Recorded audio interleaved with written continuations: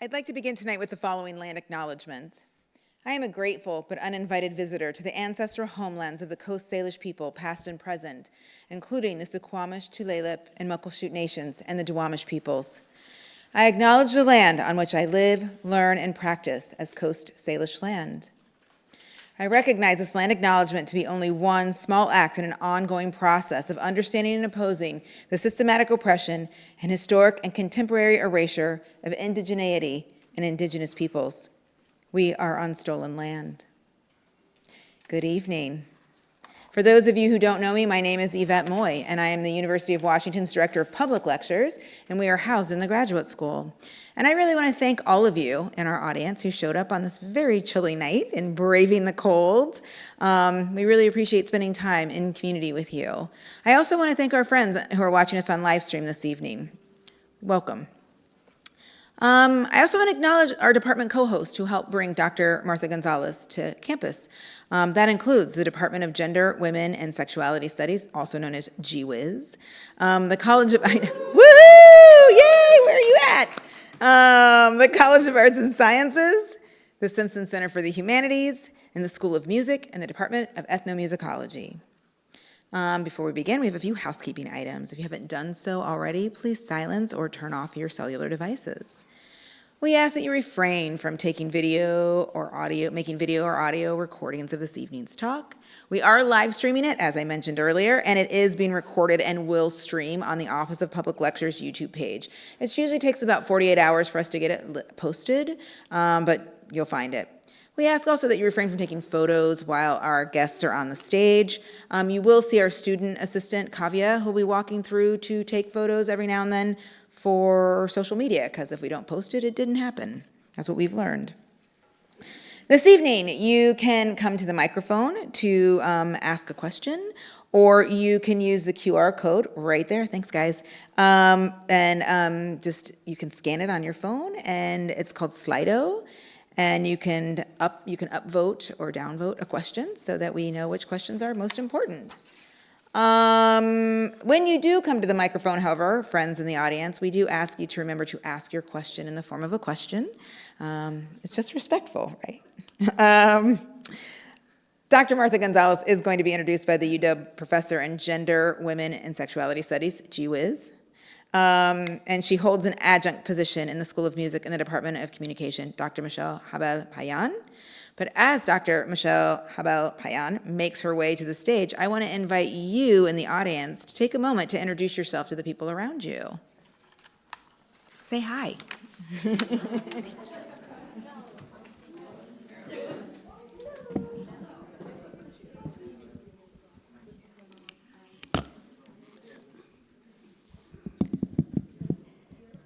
All right. Well, hello, everybody. Thank you for being here. It's so exciting. Lots going on in the world. So thank you, Yvette, for introducing me and for creating this incredible programming and everyone in the office. So I am Dr. Michelle Habel-Payan, and I'm here to introduce Dr. Martha Gonzalez. So she is a Chicana artivista. The word artivista is a combination of both the words artist and activist. Martha is a musician, feminist theorist, and associate professor in the Intercollegiate Department of Chicana, Latino Studies at the Scripps Claremont College. And she possesses a particular genius in bridging public scholarship and community building. Born and raised in Boyle Heights, which is East Los to a lot of us, Dr. Gonzalez has received various fellowships, including a Fulbright Garcia Robles Ford Fellowship, Woodrow Wilson USA Fellowship, as well as the MacArthur Genius Fellowship Award. Her academic interests have been fueled by her own musicianship as a singer, songwriter, and percussionist for the Grammy Award-winning band Quetzal. The relevance of Quetzal's music and lyrics have been noted in a range of publications, from dissertations to scholarly books, and the recording Puentes Sonoros, or Sonic Bridges, was released on the Smithsonian Folkways in the fall of 2020. Dr. Gonzalez, along with her partner Quetzal Flores, has been instrumental in catalyzing the transnational dialogue between Chicana Latina communities in the US and Jarocho communities in Veracruz, Mexico, and all over the world, actually, and have been active in implementing the collective songwriting method in correctional facilities throughout the United States. She and Quetzal are beloved by the Seattle Fandango Project as well. More recently, Dr. Gonzalez's tarima, or her stomp box right here, that we're going to get to hear from tonight, and her zapateado, dance shoes, were acquired by the National Museum of American History and are on permanent display in the One Nation, Many Voices exhibit. So she's recognized as a national treasure. Her first manuscript, Chicana Artivista, Music, Community, and Transborder Tactics in East Los Angeles, was published by the University of Texas Press in 2020 and was recently translated into Spanish by Interpec. And I know this is a book you should go really read because I got to read it as a dissertation before it was developed into its full book, and I got to read it as a dissertation because I was able to recruit Martha into the Gender, Women's Studies and Sexuality Studies department, and all good has happened since then. So right now, as we think about people all over the world, and especially in Los Angeles and all over the place where the lottery building is going to need to be taken, please join me in welcoming to the stage UW alum, Dr. Martha Gonzalez. Yay.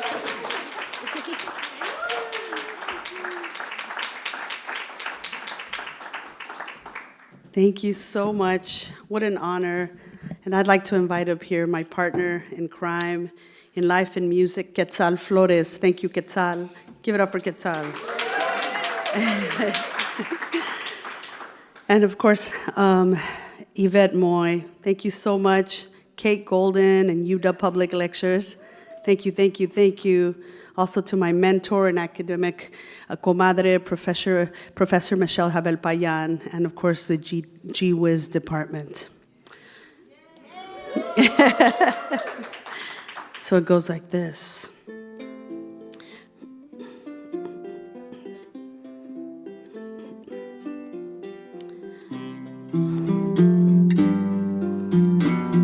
We can start my slide presentation.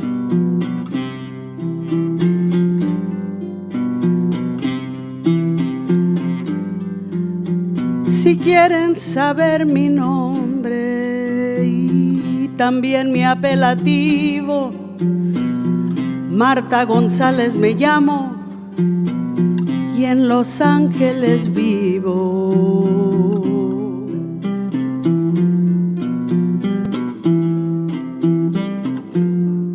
Soy profesora de oficio, madre de un muchachón, voz de la banda Quetzal, chicana de corazón.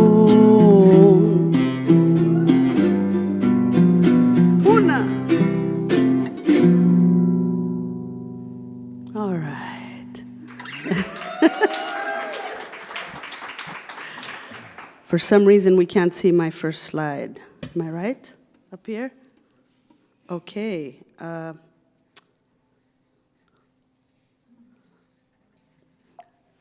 Ogun is mad at us today.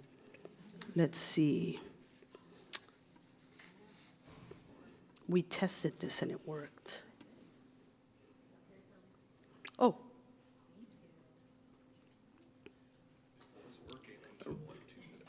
2 minutes ago, right? Let's try this.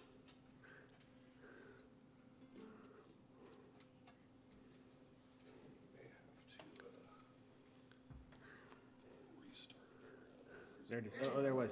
Oh, there it is. Restart your slideshow, and I think. Okay, all right. Yay. Get up for our tech guys, y'all. Yes.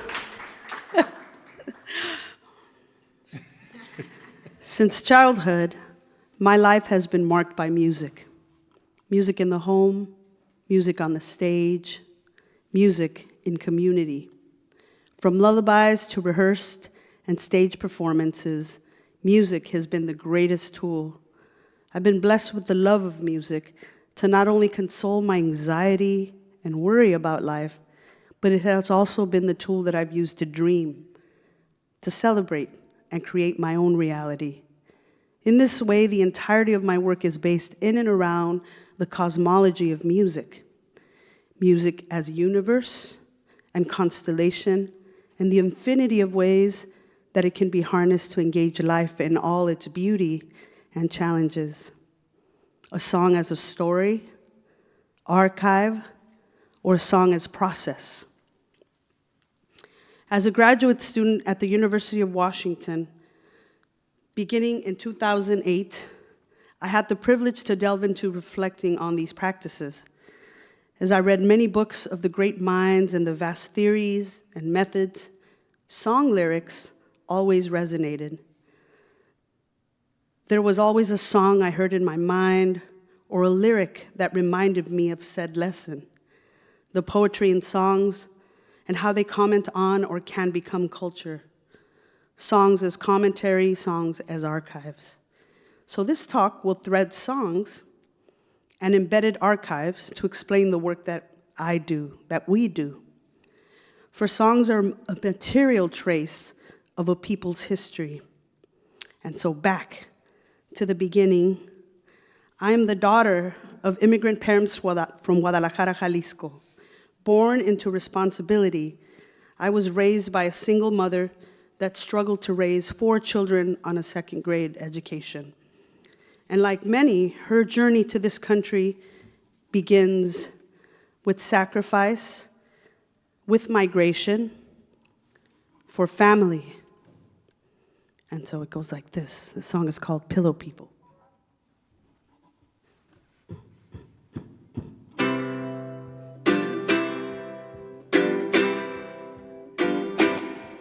Hui.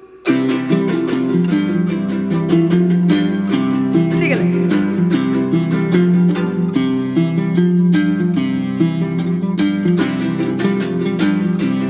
Dice, over mountains, over cerros, over desert valleys, from the ranchos to the towns to the city alleys, coming ones, coming twos, Texas, Utah, Cali, people walking, running, crawling, border tallies, men, boys, women, girls, young, old, skinny, ratty, hold their elders, hold their hopes, hold their little babies, no food, no means, no way to have it, run, stumble, fall, get back up and at it.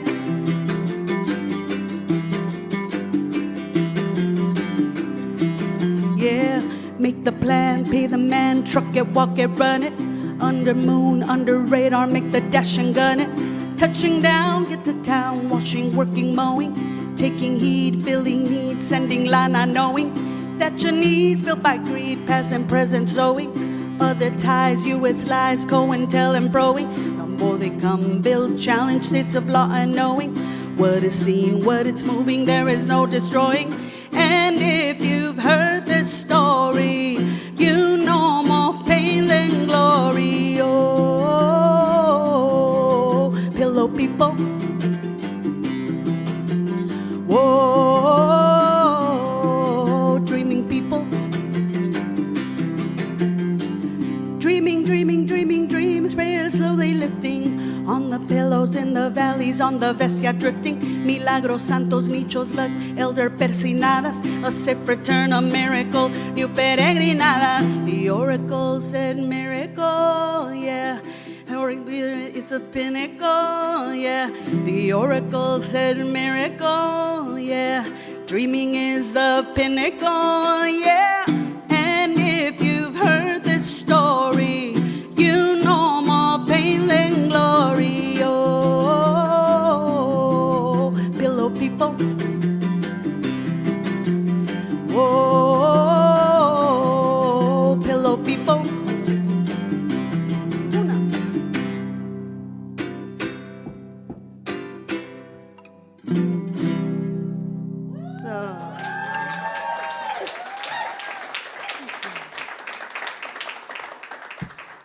Thank you. I forgot those previous slides there. My family and all the stuff.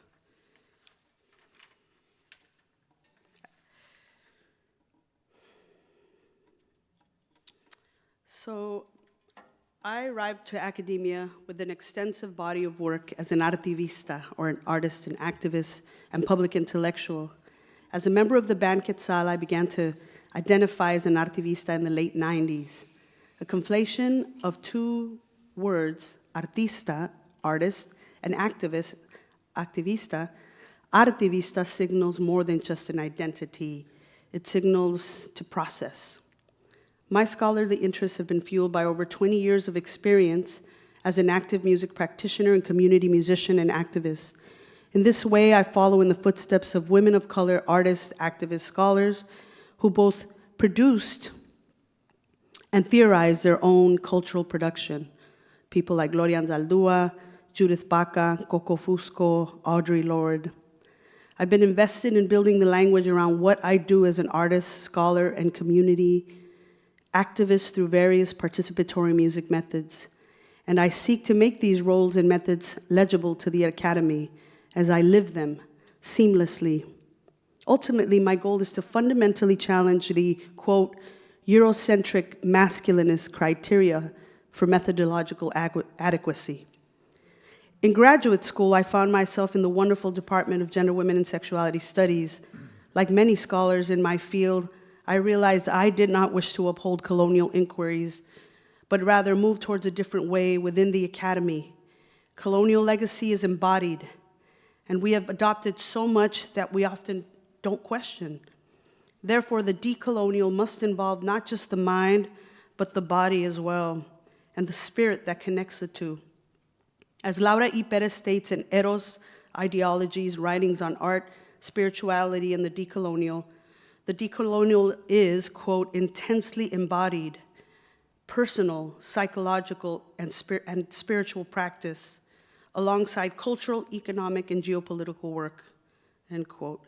Scholars such as Carl G. Jung, Frantz Fanon, Michael Foucault, and Gilles Deleuze and Félix Guattari have expressed how the psyche is the prime field on which ideologies of domination, rationalized as natural and normal, first take root.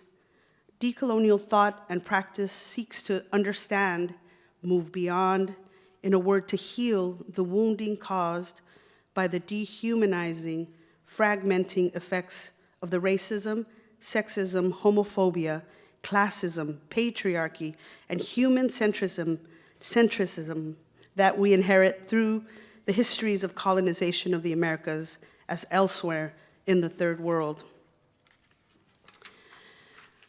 Therein lies a goal for all pedagogies in the music galaxy I orbit. An experience has been my biggest teacher. Being a part of a thriving music and art movement in East LA in the early 1990s, I experienced countless decolonial lessons in local and international communities.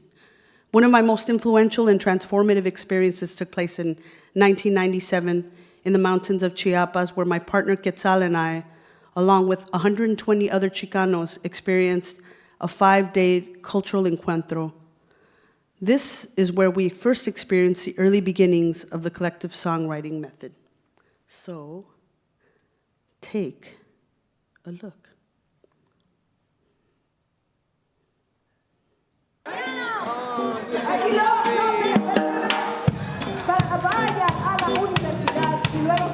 ¿Por qué dice eso? A ver, habla un poquito más. Al decir transparencia en la escuela, explíqueme más. ¿Quién dijo eso? Tienen que trabajar con los padres y darnos el derecho de poder escoger la forma de cómo trabajar con nuestra juventud.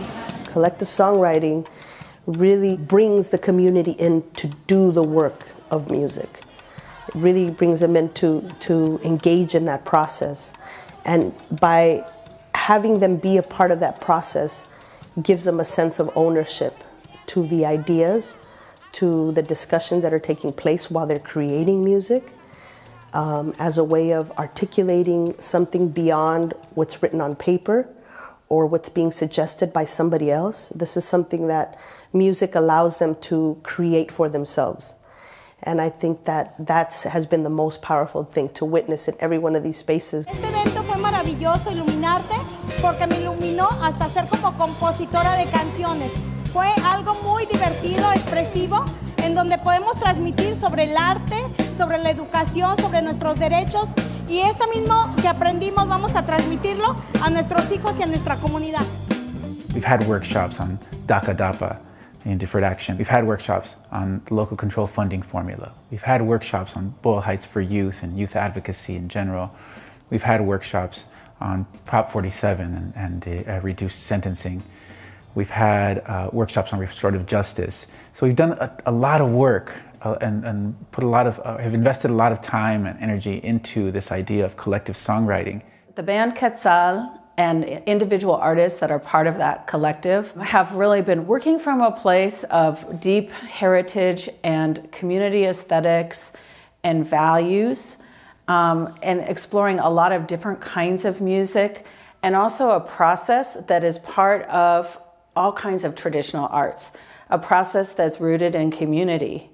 And so from that emerges Quetzal's collective songwriting methodology, which is very hand in glove with traditional arts processes.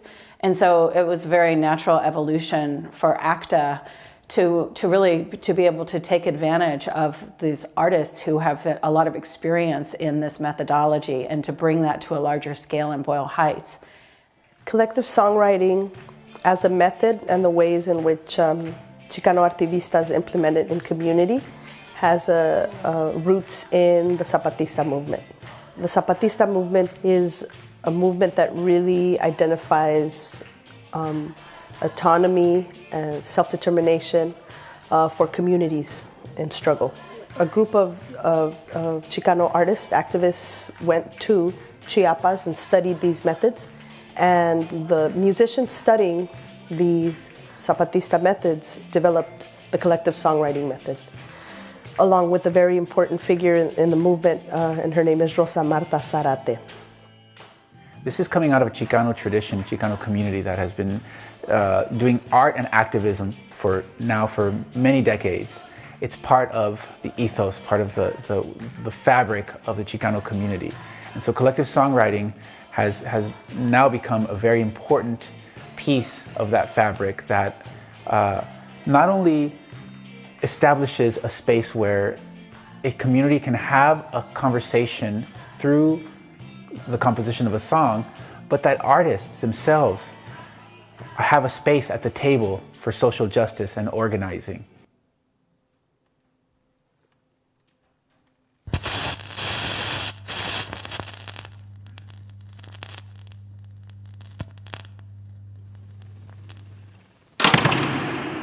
It's a recycling world. Everybody sing that for me, please. Nice and loud. Da, da. I'm recycling my bad ways to make some better days. It's a recycling world. Again, nice and loud. I'm recycling my bad ways to make some better days. It's a recycling world.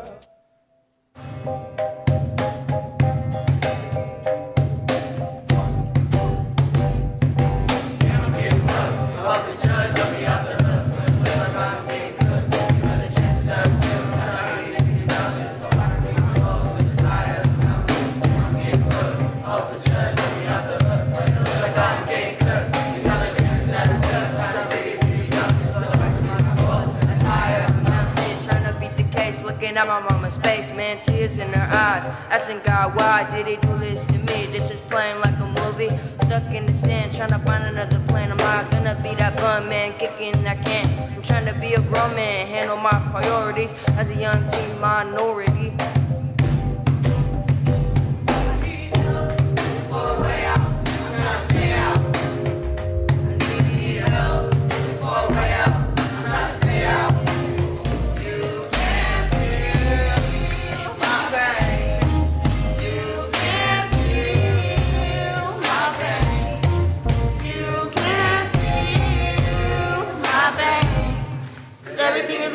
Lace up my shoes when I'm in the game. You can't shine like me, cause everybody's not the same. My dreams is like never ending rain. If you took a couple steps in my shoes, you will feel my pain. Life full of crime, a lot of things in my mind. Teen life's getting took, so I'm trying to refrain. The dirty south is the place from where I came. Trying to make a living, can't hold chump change. Cops killing off African Americans. It's a cold world that we living in. Can't take it, so you know I find different ways to claim life. So I gotta get it in. Wow. Right? Give those youth a round of applause. A song as a sonic and literary manifestation is life's soundscape, a unique cathartic memento, as well as a powerful political tool. A song can also be an important historical text. A person's testimonio, life views, triumphs, aphorisms, and struggles can be expressed in song lyrics. In this way, song lyrics can transmit ways of knowing and theorizing about life. It can also be viewed as alternative ways of creating knowledge. When practiced in community, songwriting can be a powerful exercise in consensus building and collective knowledge production. As we witnessed in the video, most lyrics demonstrate the youth's deep understanding of recidivism, police brutality, and what it feels like to get caught up in the carceral system. Their sharing of past traumas, poverty, a lifetime of injustices endured, fear, and plea for a better future were presented all in conversations. The 5 days yielded 3 compositions and transformative moments of vulnerability and trust, and most importantly, knowledge via lyricism that demonstrated an acute awareness of their situation as youth of color caught up in the school-to-prison pipeline, state-sanctioned violence, and their desire to escape it. Writing a song with and alongside the community is a rapid and erratic consensus-building exercise. As multi-instrumentalists, musicians, we offer collective songwriting moments wherever a discussion is needed or warranted. For many organizations we have worked with, collective songwriting has replaced mundane, formal discussions that plagued never-ending organizing meetings. Music harnessed in this way assists us in summiting into new forms of analysis. We are able to dream a little clearer and are often more bold in our ideas and plans for different future. Music can also bring into the fold non-traditional thinkers, for creativity isn't always tamed by language bound by a strict set of communication rules in order to formulate ideas. Song, poetry breaks apart symbols, signs, index, and we make unexpected connections. It is irreverent to linear thought and in this way, an assault on Western ideological paradigms. The music and chords chosen also have emotional value, which further entices the mind and spirit to think freely. Most importantly, all of this is happening alongside others and as a collective process. Perhaps the Zapatistas, as poets themselves, knew the power that artists could have. We, Zapatistas, Chicanos, were both dreamers and believed that our dreams could become reality.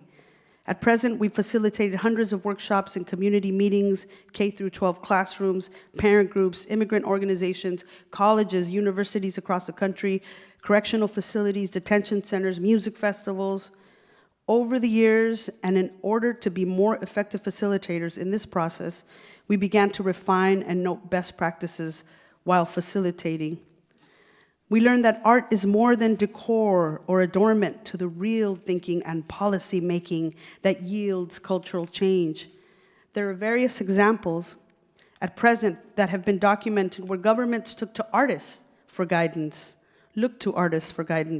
As Doris Summers has documented, Atanas Mocas, mayor of Bogotá, Colombia, for example, stated, quote, "When I feel trapped, I ask myself, what would an artist do?" Indeed, in 1994, we see the mayhem in Bogotá and the lawlessness, disobedience of traffic signals. The cure and implementation by the mayor of the city is, quote, mime over matter.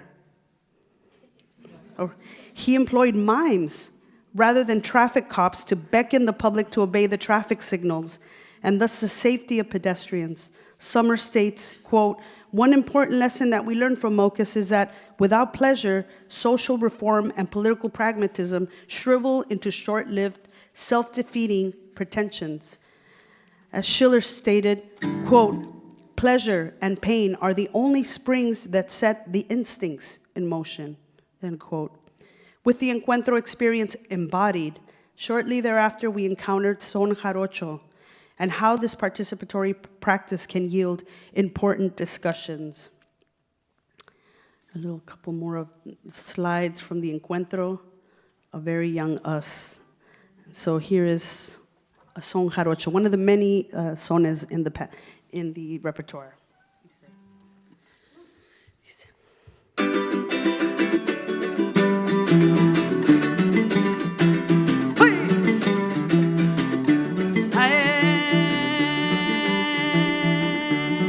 Ay, no más, no más.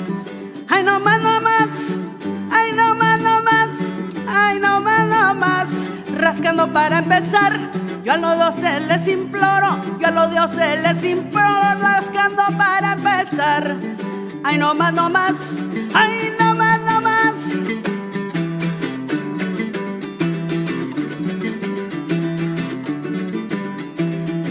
Que el bruto pueda matar, siendo testigo este foro, hoy que lo vengo a enfrentar, que se me aparezca el toro. Ay, no más, no más. Ay, no más, no más. Uy. Acá toro bravo, te vengo a enfrentar. Picarán a tiento que se va a enterrar dentro de mi pecho. Quiero comulgar, Virgencita Santa de la Caridad, quiere darme muerte el fiero animal. Ay, no más, no más, ay, no más, ay, no más.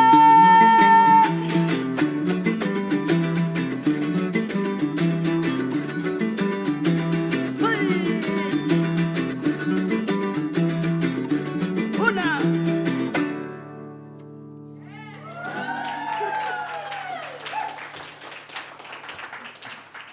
Rooted in a history of colonization, labor exploitation, and resistance, the music, poetry, and dance of Mexico's fandango emerged as a unique cultural mixture of African, indigenous, and Spanish Andalusian influences. Prominent in southern Veracruz, Mexico, fandango is currently exercised as ritual celebration in honor of a town's patron saint, or as part of other community celebrations such as weddings, baptisms, and funerals. Convivencia, or the deliberate act of being with each other as community, is a social, moral, and music aesthetic principle of fandango practice and central reason for the gathering. Fandango as a ritual community practice has spread worldwide, taking on political and social significance beyond its humble Mexican roots. In California alone, Chicano, Latino, Japanese, African American communities have also begun to engage with elements of the fandango toward greater social and political awareness. What is most significant is how communities across the country have established fandango as important sites of gathering. We need only look to the local Seattle Fandango Project, about 12 plus years in existence.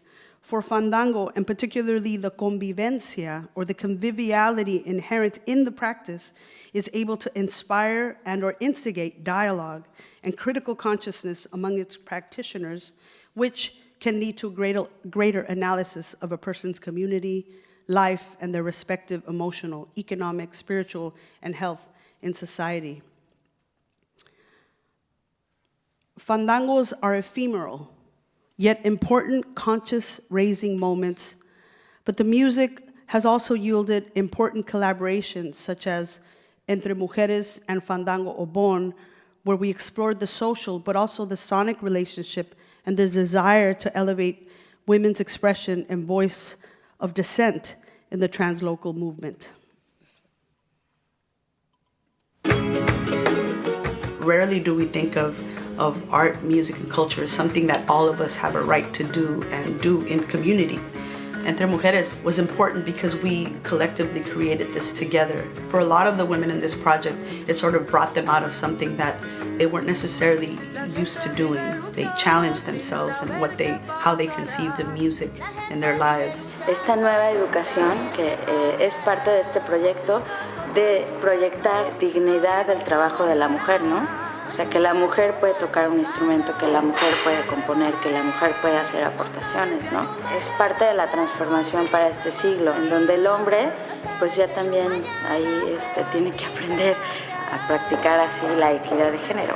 Es diferente porque involucra personas que no hemos trabajado juntas, hasta nosotras mismas que venimos de Veracruz. Cuando conocí a Marta me dice, oye Chita, mira, tengo una idea, quiero que participes con nosotros en este proyecto. Y yo, wow, es muy ambicioso.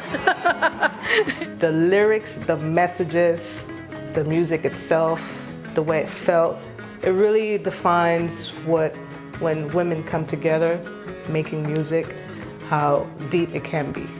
It was a great few weeks that we spent that were really empowering, no, sobre todo, because you see women of different ages from different places coming together to play music, and of course driven by like son jarocho or la música de Veracruz, but also by this new idea and this convivio, no, de entre las mujeres. For me, almost felt like once in a lifetime. Like, when does this ever happen? And, you know, and it leaves you with the feeling of this has to happen again, like this can't be over. It was just a really beautiful experience. I've always been in bands full of men, but never full women, never like 20 women on stage together. I didn't even know it was possible. There's women all over the world who are mind-blowing, talented, and amazing, but you don't always get to see them because we work on all aspects of life, you know, and sometimes, you know, the performance aspect is not always the thing that's in the forefront of our journey. All the time, when history is written, you know, women are written out of history, and so this is a way to ensure that we as communities are writing women into history. When you really stop to think about how this music was created collectively across borders, the knowledge that you get from it, I think is so profound and meaningful, because I think it stands of a piece of many lives lived, collective lives living and theorizing together.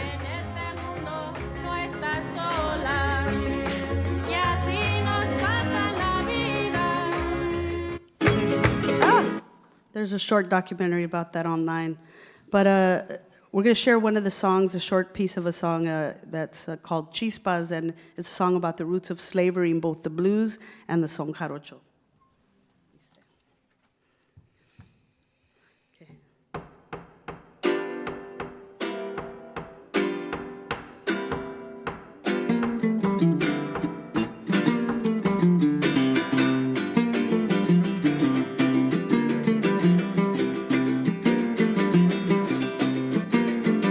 Chispa envía con la fuerza, canta negro en el fulgor.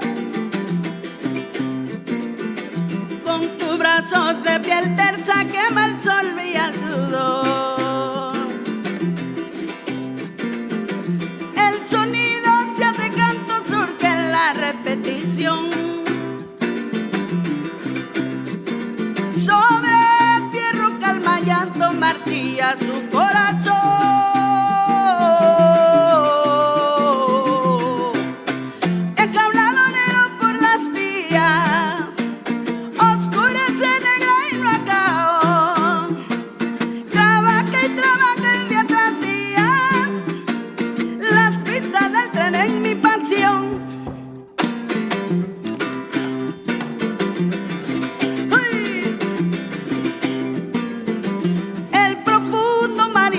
Con la tormenta en sus entrañas,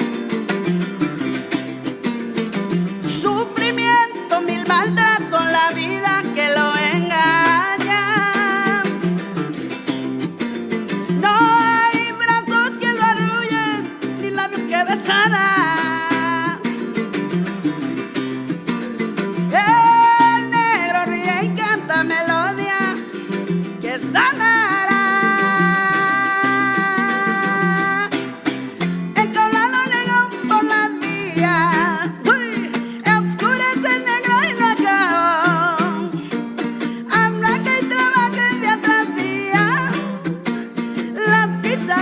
En mi pasión.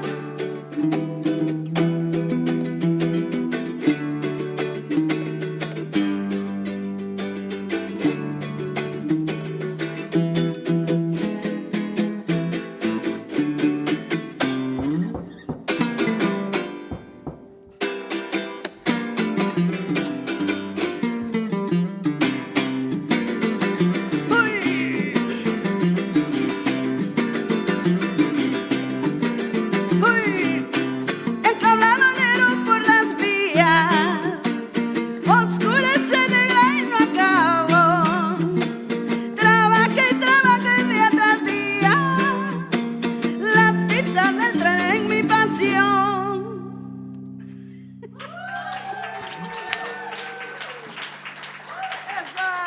Give it up for Quetzal, y'all.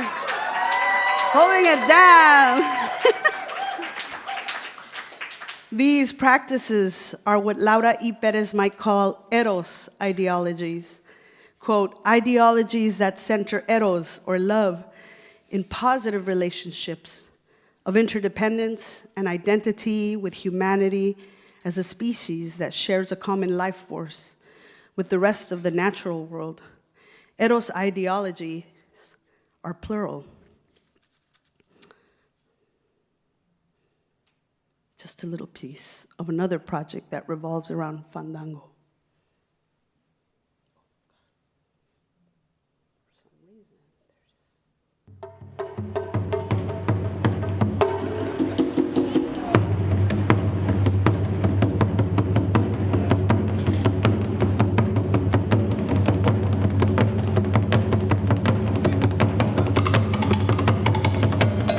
Fandango Obon is a gathering of three distinct cultures, the West African, the Mexican Son Jarocho culture, and the Obonodori, which is Japanese Buddhist traditions. This is our third year, and each year the circle is getting more and more diverse. As long as the energy is really good, it's very simple to collaborate. And you know, everyone has their own instruments from wherever their country is. They all have the same roots when you really think about it. Fandango, Obon, polycultural remix, jam and a prayer, Angelino souls, transforming ethnic borders, birthing a new world.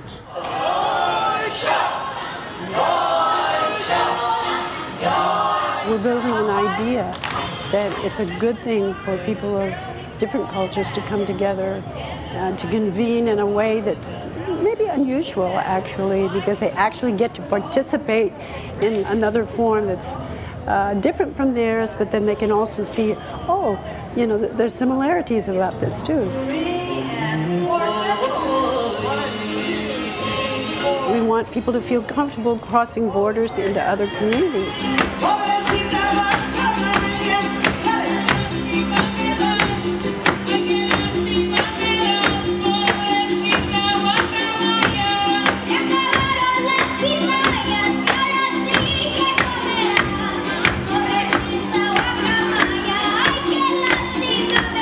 It don't matter who you are or what you do in your life. If you walk down that street and you see all these people right here doing this beautiful thing, oh, I swear you're gonna want to jump in. You're gonna feel it. Yeah.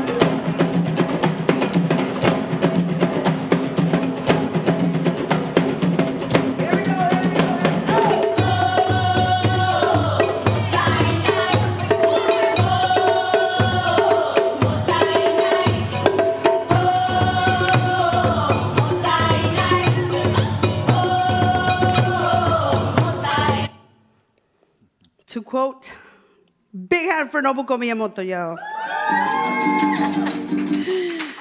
To quote Bibi Bakare Yusuf, African feminist scholar, the body is unconsciously reperforming invented traditions in order to reduce them to a singular grammar that awaits liberation from the silence of historical violence. The body's arc of traumatized movement thus strives to create a singular metaphorical community, inventing and defending a collective self, yearning to create solid identities, common legacies, and attachments.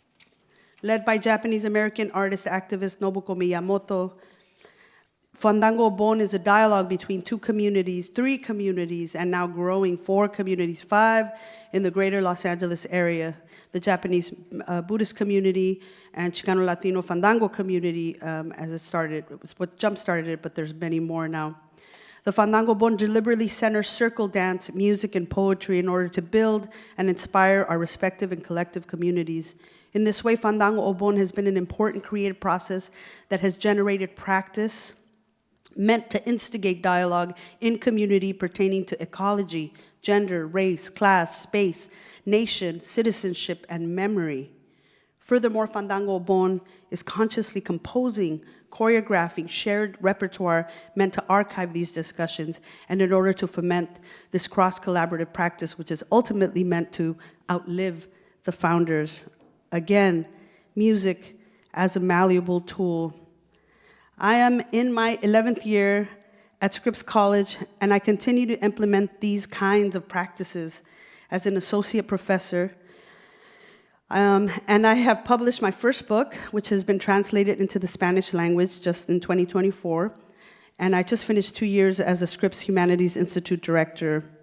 I've also engaged in public scholarship in recordings and collaborations across disciplines, disrupting the apartheid of theoretical domains. In my capacity as a musician and artivista, I've worked with organizations, novelists, playwrights, and altar makers, or altaristas.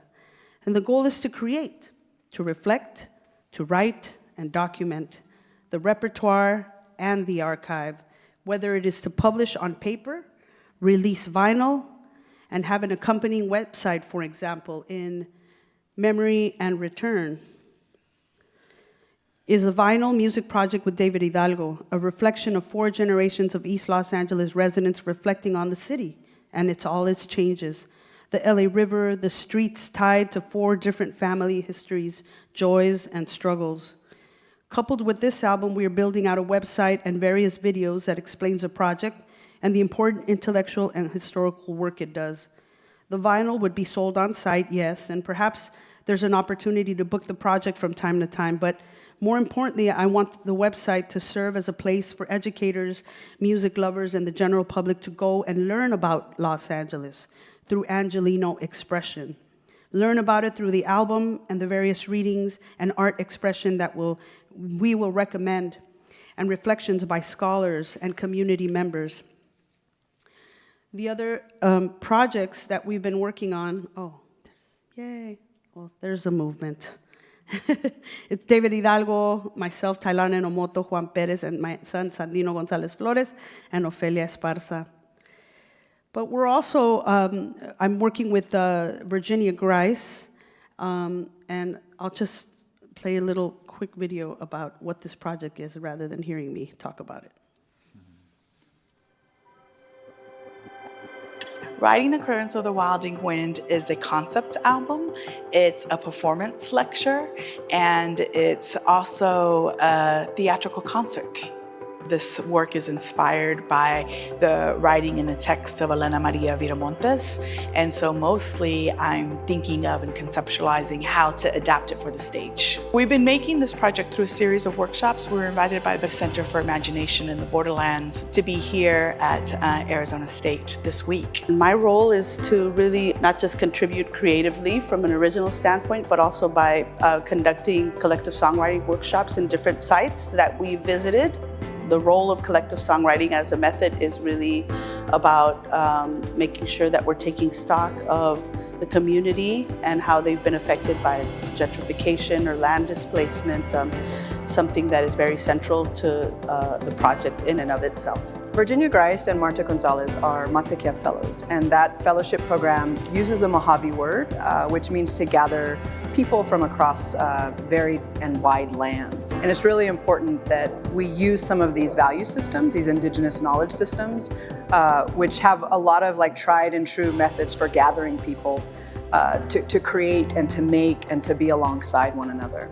As an artivista, as a composer, as somebody who's really believes in the power of music as a kind of material trace of a people's history, being a part of a project like this that has historical roots in early displacement in East Los Angeles, and the ways in which we have an opportunity to connect this with what's happening now in different spaces across the country was just invaluable. And I knew that I had to be a part of it. This project.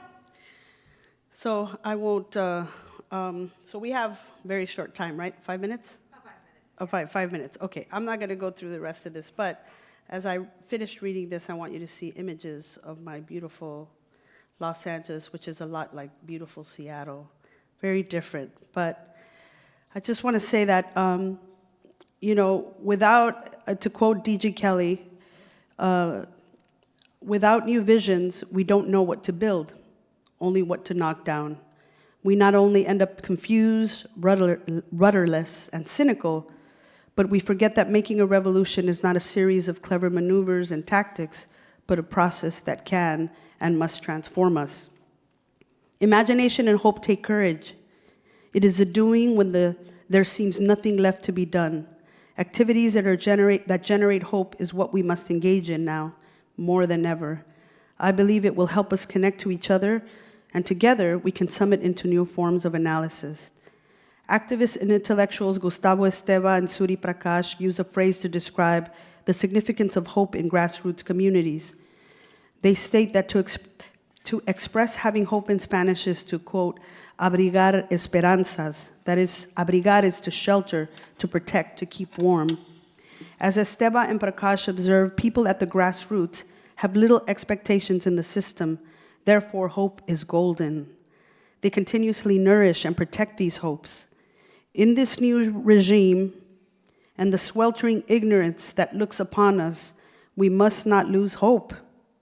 When we come to understand that love is a powerful force that challenges and resists domination, hope is that which leads us to internalize us through our very actions. That's bell hooks. Hope must be acknowledged, valued, and freed from colonialist thought, cynicism, indifference, in order for imagination to be exercised. Eros ideologies, imaginaries. And so, a quick couple of versos about a dreamer breathing fire, and this song is called Tragafuegos.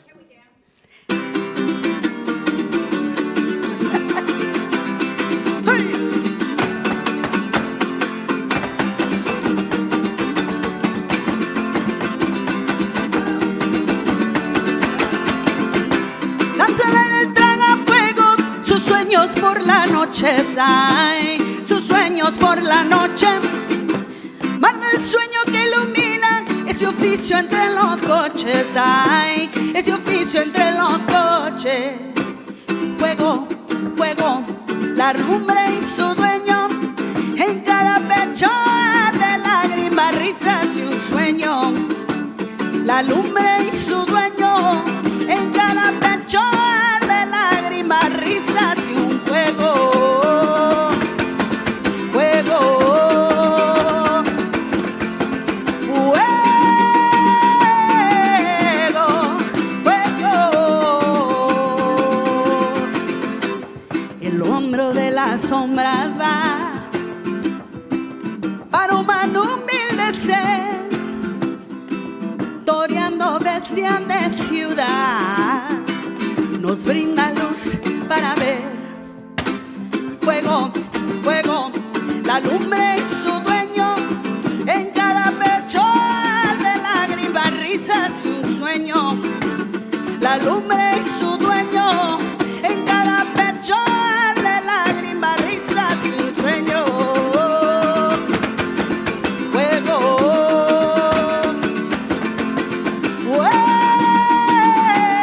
fuego, fuego. Una. Thank you. Give it up for Gonzalez.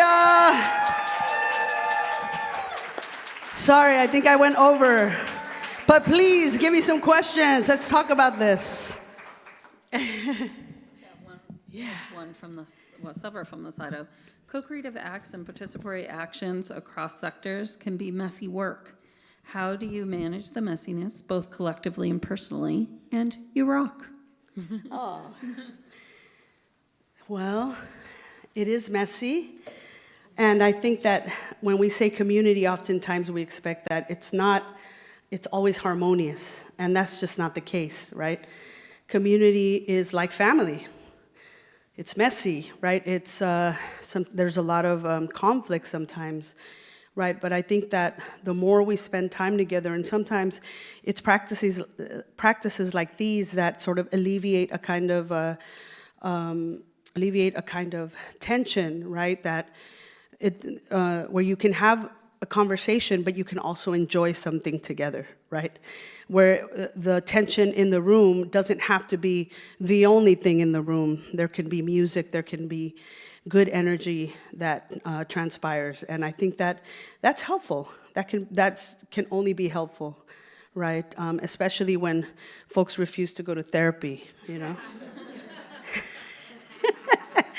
There's nothing wrong with not going to therapy. Actually, there is. Yes, there is. We need to talk. Sorry, I've been in therapy for years and it still doesn't work, but I'm still trying. You know? Any other questions? Yeah. Oh, please, please. How does Fandango intersect with religion, spirituality, and how do they support each other? Well, I love that question. I think that, Fandango is a celebratory sort of event, and I think religion is always there, and it's centralized, but it's not the only thing it's used for, right? So one of the greatest celebrations is in a town called Tlacotalpan, and Tlacotalpan, where they bring out the viejas. It's like the biggest. It's like Encuentro de Jaraneros. That's where it starts. Where all these instruments called jaranas meet, and everybody who plays this instrument, and and there's just 3 days of nonstop partying for this Virgin, right? That they walk out at midnight, sing Happy Birthday to her, and then parade her along the river, a beautiful Tlacotalpan river, and then they bring her back home, and they put her back in the ermita until next year. And so, exactly. So it's there, it's central, but you don't have to be part of the religion to be a fandanguero. I hope that makes sense, but that's just kind of how it is, yeah. People are fandangueros, even people that don't speak Spanish. I just have to say that. Okay, yes. Hi. I work for the Alumni Association, so thank you so much for being such an incredible representative of UW alums. Yay. And I wonder if you could talk a little bit about being an academic and an artivista, and how sometimes it feels like in academic settings it has to be the next published book, the next article, the next thing. And I think in the artivista space, you don't have to complete, and the music can speak for itself. And talk about the interplay between the two of those. Yeah, I think I have to really recognize scholars and artists that came before me, people like Audre Lorde, people like, Anzaldúa, and folks that really theorized their work, but also had the other half of their book was poetry, right? Pages and pages of poetry, and that was a precedent. I think that was very helpful. But then you still had the histories of understanding that people like Anzaldúa didn't get tenure for this book that everybody assigns now and had become iconic, right? And she died without, she got her PhD post-mortem, and she died with no health insurance. And it's a crime. It was such a crime. So I think that what we've spent the remaining years doing is trying to build the language around what we do, right? And I think that as an academic, that's what I think, that I'm really paying attention to what's happening in my body, what's happening in the community, thinking about performance studies. Performance studies has been an invaluable tool for me as an academic, and of course, as an interdisciplinary scholar in gender, women, sexuality studies, you learn so many different methodologies that you can use and lift language that can only assist us into sort of justifying how important art, music, and culture is in community, and how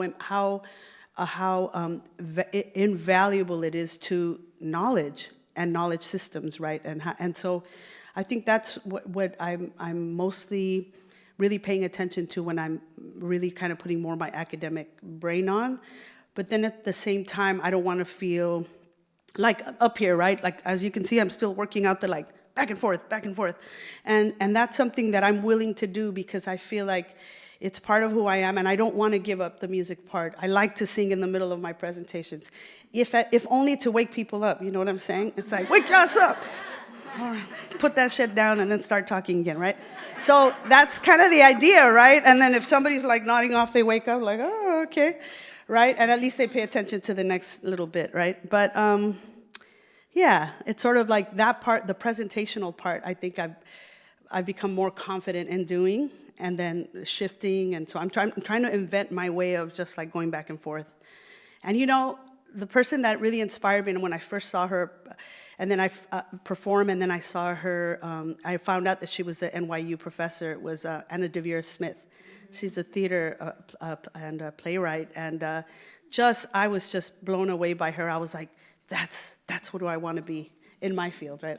That's who I want to be, and I hope I've lived up at least a little bit of what she does and how she just moved me and made me think and inspired me and made me cry and made me think and loved my city the way she did. Yeah. Twilight. Look it up.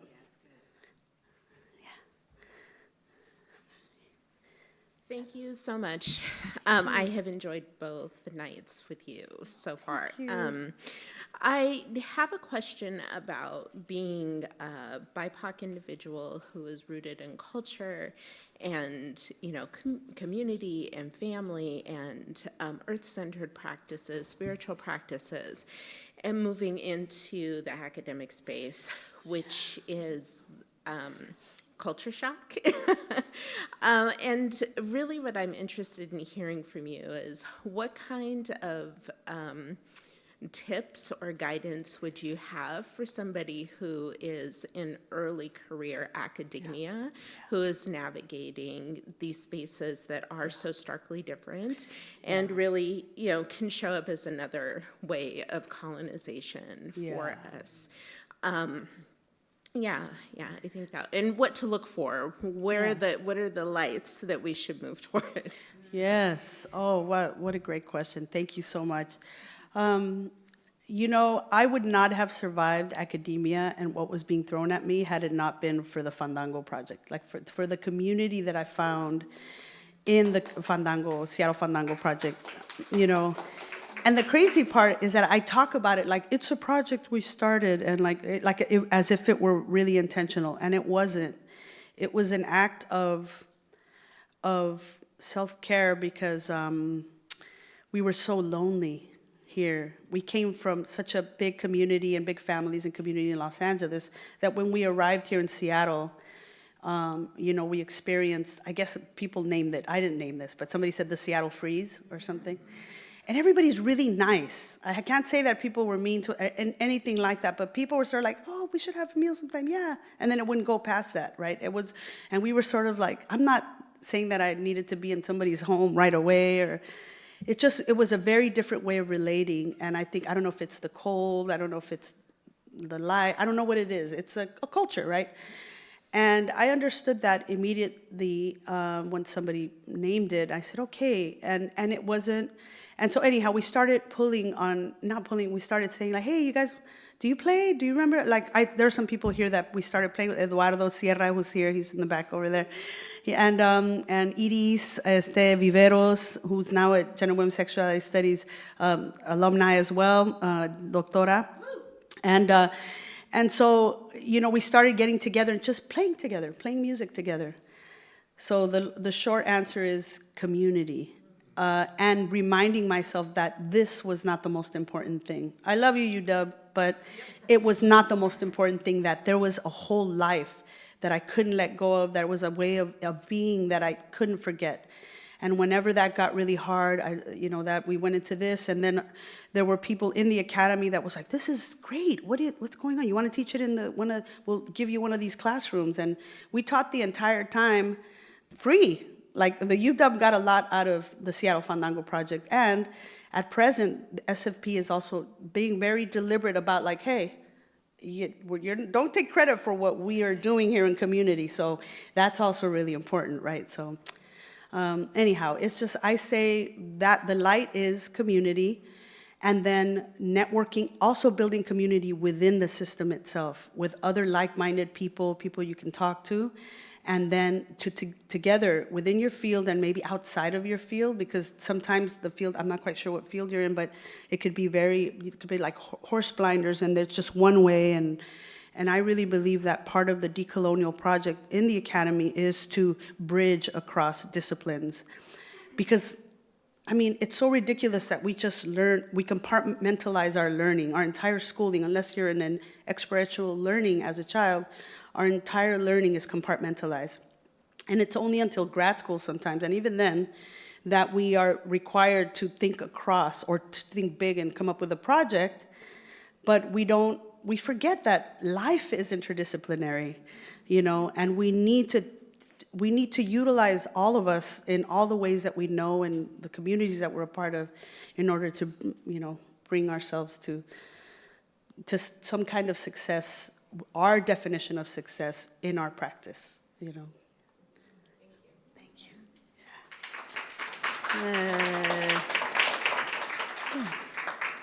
And then we have another one from Slido. How do you incorporate restorative justice in the arts, and how does that create further impact with education? Wow, that's a deep question. I am not a restorative justice practitioner. I believe in it and I think it's important, but I don't feel like I'm skilled enough to really talk about it in a way that's informed.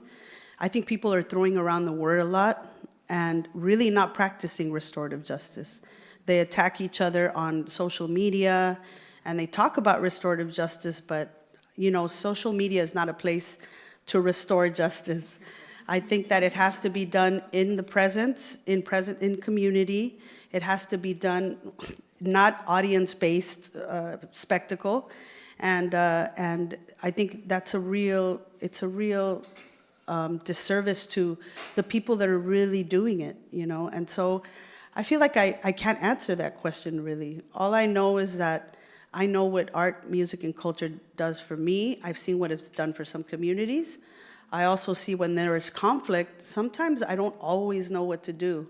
And that's okay not to have all the answers. I think that staying in a practice and trying to be committed to, restoring the energy of the community is a lot, and that we're going to keep learning. We're going to keep learning together, and it's important to, so it's kind of a half answer, and I apologize, but I'm not skilled enough to talk about restorative justice in an honest way. And then we're just going to do one last question, and Okay. I wanted to see if anyone in the audience here had one. Okay. Or should I do one from Slido? Okay. What were some of the turning points that have shaped your artistry and activism? Turning points. Well, I think my first lesson, and I talk a little bit about this in my book, I didn't talk about it much today, but is witnessing my father's longing, right? And realizing later on in life that that wasn't real and that he died for that kind of longing, besides the fact that he had, I believe he had mental, he suffered from mental illness and alcoholism, so that didn't help. But I think the way he thought about music was very warped, but understandably, it's part of the way in which most of us think about it. You professionalize, you want to be a musician, you're going to professionalize, you're going to get a record contract, and then you tour, and then you become rich and famous, or, that's the goal and the definition of success according to capitalist frameworks, right? And the first turning point for me was really learning about Zapatista philosophy and sort of understanding that, that capitalism is a social system. It's not just an economic one, that it is extractive, that it is individualistic, that it's harmed people in the world, and it's killing our planet, and we have to stop it. And it's already dead. It's not working. It doesn't work for everybody, and I think it's important for us to really, when you apply that and that understanding and knowledge base to music practice, then I think you really get to the heart of wait a minute, you start questioning everything, all the social arrangements, right? You question everything, and that's what we as feminists do.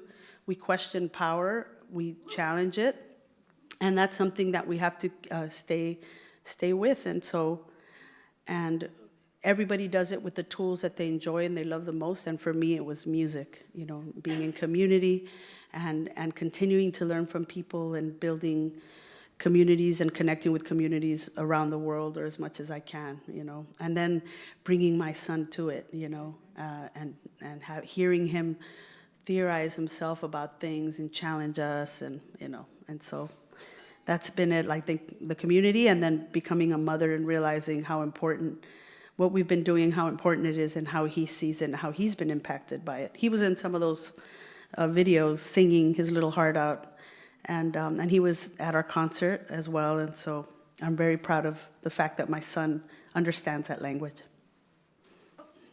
Well, I was going to have Michelle do this, but everybody, let's thank Dr. Martha Gonzalez for joining us.